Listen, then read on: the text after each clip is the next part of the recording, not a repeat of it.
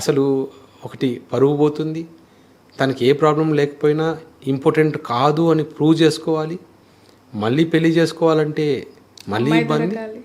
So రెండోది ఇప్పుడు ఇవన్నీ ఉన్నాయంటే మళ్ళీ ఒక లా ఉంది, ఫీమేల్ హరాస్మెంట్ అని చెప్పి ఉమెన్ అది అదో బిల్ ఉంది కదా. సో ఈజీ ఒక్క కేసు పెడుతూనే అందరినీ తీసుకెళ్ళి లోపలేస్తున్నారు. సో ఇవన్నీ చూసిన తర్వాత ఇవన్నీ మనకెందుకు సరే సింగిల్గా ఉంటే సరిపోలేదా అన్న దాని గురించి చాలామంది ఆలోచిస్తారు. సార్, ప్రతి నెల మెన్స్ట్రువల్ టైంలో ఆ 5 రోజులు అమ్మాయిలకి మూడ్ స్వింగ్స్ చాలా ఉంటాయి. ఒకేసారి ఆనందం, ఒకేసారి దుఃఖం, ఒకేసారి బాధ. కొంతమంది చాలా ముభావంగా 5 రోజులు గడిపేస్తారు, ఎవరితో పెద్దగా మాట్లాడరు. ఆ టైంలో ఏదో జరిగిపోయిందనే ఫీల్ వాళ్ళలో 5 రోజుల్లో చూస్తూ ఉంటారు కామన్గా. అబ్బాయిలకి కూడా అలా మూడ్ స్వింగ్స్ ఉంటాయా? ఉంటే ఏ టైంలో ఉంటాయి? వాళ్ళ మూడ్ స్వింగ్ని ఎదుటోళ్ళు ఎట్లా గుర్తుపట్టగలుగుతారు? అబ్బాయిల్లో జనరల్గా మూడ్ స్వింగ్స్ ఉండవండి. ఎందుకంటే అది హార్మోనల్ ఫ్లక్చువేషన్స్ వచ్చినప్పుడే మూడ్ స్వింగ్స్ వస్తాయి. సో ఎప్పుడే ఎవరికైనా టెస్టోస్టిరాన్ బాగా లో ఉందనుకోండి, దెన్ మూడ్ స్వింగ్స్ వస్తాయి. అంటే టెస్టోస్టిరాన్ బార్డర్ లైన్లో ఉన్నప్పుడు ఒకలాగా బిహేవ్ చేస్తారు, హార్మోన్స్ తక్కువ ఉన్నప్పుడు ఒకలాగా బిహేవ్ చేస్తారు. కొన్నిసార్లు ఇరిటబుల్గా ఉంటారు, కొన్నిసార్లు ఇవన్నీ ఆ హార్మోన్స్, ఫీమేల్స్లో కూడా హార్మోన్స్ సంబంధించింది, మేల్స్లో కూడా హార్మోన్స్ సంబంధించింది. సో అందుకని ఎప్పుడైనా సరే మేల్లో బాగా ఇరిటబుల్గా ఉన్నారనుకోండి, నువ్వు ఒకసారి హార్మోన్స్ చెక్ చేయించుకొని అంటారు కదా. ఎందుకు అంటే హార్మోనల్ ఇంబ్యాలెన్స్.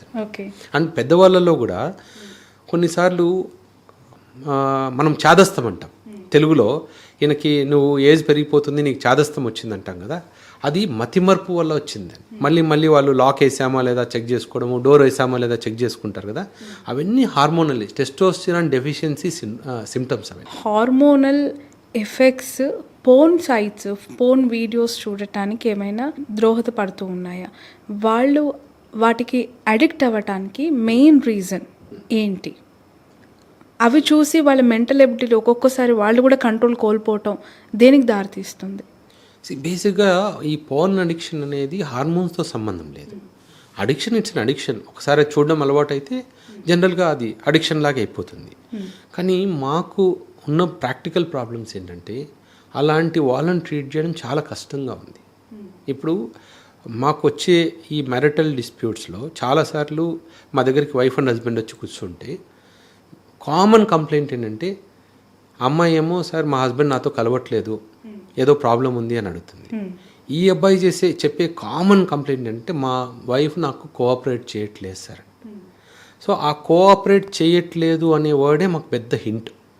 మేము ఏం కోఆపరేట్ చేయట్లేదు అని అడిగామనుకోండి, ఈ పోర్న్ అడిక్ట్స్కి ఏంటంటే వాళ్ళకు నార్మల్ సెక్షువల్ ఫంక్షన్ ఏంటి, నార్మల్ సెక్షువల్ అంటే ఎలా ఉంటుంది, ఇంటర్కోర్స్ అంటే ఏంటి, వాటి మీద అవగాహన ఉండదు.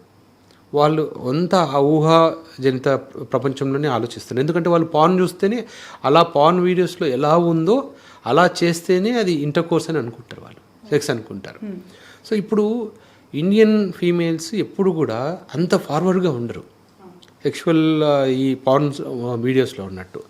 వీళ్ళకేంటి అలా అలవాటు అయిపోయింది కాబట్టి, మా వైఫ్ ఆ పార్న్ వీడియోలో ఉన్నట్టు బిహేవ్ చేస్తేనే నాకు ప్లెజర్ వస్తుంది అని దీంట్లో ఉంటారు. అది చాలా మేజర్ ఇష్యూ. ఎందుకంటే ఈ నార్మల్గా మీరు కలవాలి కదా అంటే, మా వైఫ్ నాకు కోఆపరేట్ చేస్తేనే నేను కలవగలుగుతాను. పాప మా అమ్మాయి చేయలేదు పార్న్ వీడియోలో ఉన్నట్టు. సో ఆ అడిక్షన్లోంచి బయటికి తీసుకొని రావడం అనేది ఇంపాసిబుల్.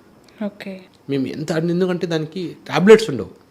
వాళ్ళంతకు వాళ్ళు దాన్ని వీడియోను ఆపేసేసి అసలు న్యాచురల్గా ఎలా ఉంటుంది అనేది. అందుకని వాళ్ళకి ఇప్పుడు వాళ్ళని మేము సెక్షువల్ కౌన్సిలింగ్ పంపిస్తున్నాం. కామన్ అది. ఓకే, బట్ వాళ్ళకి బేబీని కనాలి, ఒక మనం కూడా మంచి లైఫ్ స్టైల్ లీడ్ చేయాలి, మంచి బేబీతో మనం కూడా ముందుకు వెళ్ళాలి లైఫ్లో అనే ఆలోచనలు కూడా ఉండవు అనుకుంటా.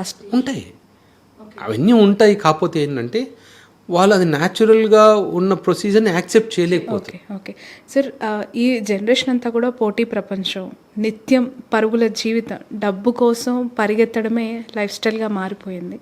సో పరిగెత్తి అబ్బాయిలు తమకున్న లైఫ్ స్టైల్, తమకున్న కోరికలు, తమకు కావాల్సిన నీడ్స్ అన్నీ కూడా అఫ్కోర్స్ విత్ ఎలాంగ్ పెళ్ళి, పిల్లలు, సెక్స్ ఇవన్నీ కూడా వదిలేసుకుంటున్నారా? దేనికోసమో తెలియని ప్రయాణం పోటీ ప్రపంచంలో బతుకుతున్నారా అంటే? డెఫినెట్గా కొంతమంది అయితే అదే దాంట్లో ఉన్నారు. ఎందుకంటే ఇంతకుముందు పెళ్ళి కావాలి అంటే క్రైటీరియాస్ ఏముండేవి కాదు. పెళ్ళి ఈడు వస్తే పెళ్ళి చేసేవాళ్ళు. ఇప్పుడేంటి, పెళ్ళి కావాలి అంటే మంచి డిగ్రీ ఉండాలి, మంచి జాబ్ ఉండాలి, ప్రమోషన్ రావాలి, ఎంత ప్యాకేజ్ ఉంది, సొంత ఇల్లు ఉందా లేదా, సొంత కారు ఉందా లేదా, ఇవన్నీ చూసుకున్న తర్వాతనే పెళ్ళికి ప్రిపేర్ అవుతున్నారు.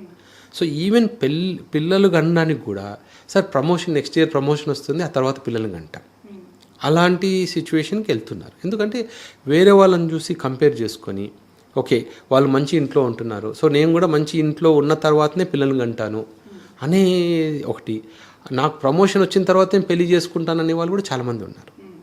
సో మాకు వచ్చే పేషెంట్స్ని కూడా ఏమమ్మా ట్యాబ్లెట్స్ తీసుకుంటున్నారు కదా ట్రై చేశారా అంటే, లేదు సార్ నెక్స్ట్ ఇయర్ వేరే ఇంటికి షిఫ్ట్ అవుతున్నాం, ఆ ఇంటికి వెళ్ళిన తర్వాత పిల్లల్ని కన్నామని ప్లాన్ చేస్తున్నాం అంటారు. బేసిక్గా ఇవన్నీ ఏంటంటే వేరే వాళ్ళతో కంపేర్ చేసుకుంటూ ఒక రేస్లోకి వెళ్ళిపోయారు వీళ్ళు. కాకపోతే ఇంకో కల్చర్ కూడా ప్యారల్గా డెవలప్ అవుతుంది. మీరు గచ్చిబౌలికి వెళ్ళి చూడండి, నేనే చాలా రోజుల తర్వాత గచ్చిబౌలి గౌలిదొడ్డి సైడ్ వెళ్ళాను. కో లివింగ్ హాస్టల్స్, మీకు ఆ కాన్సెప్ట్ తెలుసా? అసలు విన్నాను సార్ నేను కూడా, బట్ ఇన్డెప్త్గా వినలేదు. మీరు ఇప్పుడు అంటే నాకు సడన్గా స్ట్రైక్ అయింది. కో లివింగ్ హాస్టల్స్ ఒకే రూమ్లో ఎవరైనా ఉండొచ్చు, అబ్బాయి ఉండొచ్చు, అబ్బాయి ఉండొచ్చు, అమ్మాయి ఉండొచ్చు, అమ్మాయి ఉండొచ్చు. అసలు అలాంటి కాన్సెప్ట్ ఉందని నేనేదో క్యాజువల్గా డ్రైవింగ్ చేసుకుంటూ వెళ్తుంటే ఆ రూట్లో కో లివింగ్ హాస్టల్స్ అన్నాయి. అలా వెళ్తుంటే అన్ని బోర్డు అవి కనిపిస్తున్నాయి. తర్వాత ఏంటి కో లివింగ్ హాస్టల్ అంటే, మెజారిటీ కపుల్స్ అందరూ ఇప్పుడు ఐటీ సెక్టర్లో కానీ బయట ఉన్న వాళ్ళందరూ కూడా దే కో లివింగ్. అంటే వాళ్ళకి ఇంకా పెళ్ళితో అవసరం లేదు, హ్యాపీగా సెక్షువల్ లైఫ్ ఉంది, సెక్షువల్ పార్ట్నర్స్ ఈజీగా దొరుకుతున్నారు.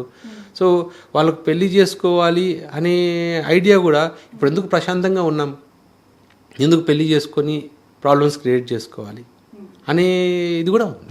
అసలు ఎటు వెళ్తుంది సార్ కల్చర్, ఎటువైపు వెళ్తుంది అంటే టూ ఎక్స్ట్రీమ్స్. నిజంగానే వాళ్ళకి ఫ్యామిలీ నుంచి ఫోర్స్ వచ్చి, ప్రెషర్ వచ్చి, నువ్వు పెళ్లి చేసుకొని తీరాలని ఫోర్స్ పెట్టేసి, చేసుకోకపోతే చచ్చిపోతావు అని పేరెంట్స్ బెదిరిస్తే అప్పుడు వాళ్ళ పరిస్థితి ఏంటి? అమ్మాయి కానీ అబ్బాయి అంటే కొంచెం తప్పించుకోవచ్చేమో, బట్ అమ్మాయి ఎటు వెళ్ళిపోతుంది అలాంటి సిచ్యువేషన్లో ఉన్న అమ్మాయి? అంటే మేము టూ ఎక్స్ట్రీమ్స్ చూస్తున్నాం. మేము మ్యారిటల్ కాన్ఫ్లిక్ట్స్ ఎక్కువ చూస్తాం కదా. సో కొన్నిసార్లు ఏమవుతుందంటే ఇట్లా ఫోర్స్ ఎప్పుడు కూడా పేరెంట్స్ ఎప్పుడైతే ఫోర్స్ చేస్తున్నారో ఖచ్చితంగా పెళ్లి చేసుకోవాలి అని, సో పెళ్ళి అవ్వగానే లేనిపోని ప్రాబ్లమ్స్ క్రియేట్ చేసి ఏదో ఒకటి బ్లేమ్ చేస్తున్నారు.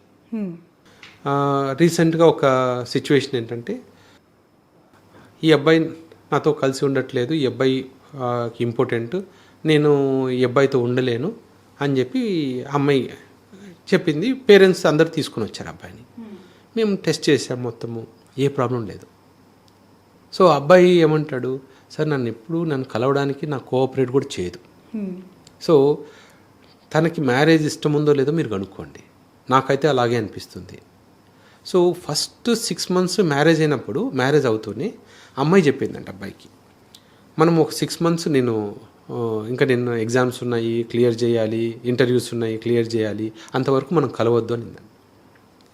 ఇప్పుడు ఆ 6 months అమ్మాయి చెప్పిన మాట విని నమ్మేశాడు, రెస్పెక్ట్ ఇచ్చి కలవకుండా వదిలేశాడు.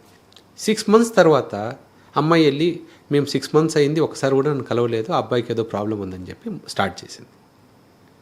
ఇవన్నీ అయిన తర్వాత మేము అన్నీ ఎవాల్యుయేట్ చేసిన తర్వాత మేము జనరల్గా ఒక్కొక్కరిని పిలిచి కౌన్సిలింగ్ చేస్తాం కదా. అబ్బాయిని పిలిచాను, అబ్బాయికి ఏం ప్రాబ్లం లేదని అర్థమైపోయింది. అమ్మాయిని పిలిచి, అమ్మాయి ఈయనకి ప్రాబ్లం లేదు, సో ఏం లేదు, కొన్ని రోజులు మెడిసిన్స్ పెడితే, అంటే కొన్నిసార్లు భయంతో కూడా అట్లా ఉంటుంది, so he is perfectly all right, so మీ వాళ్ళని పిలిచేస్తున్నాను చెప్తున్నాను, సో ఏం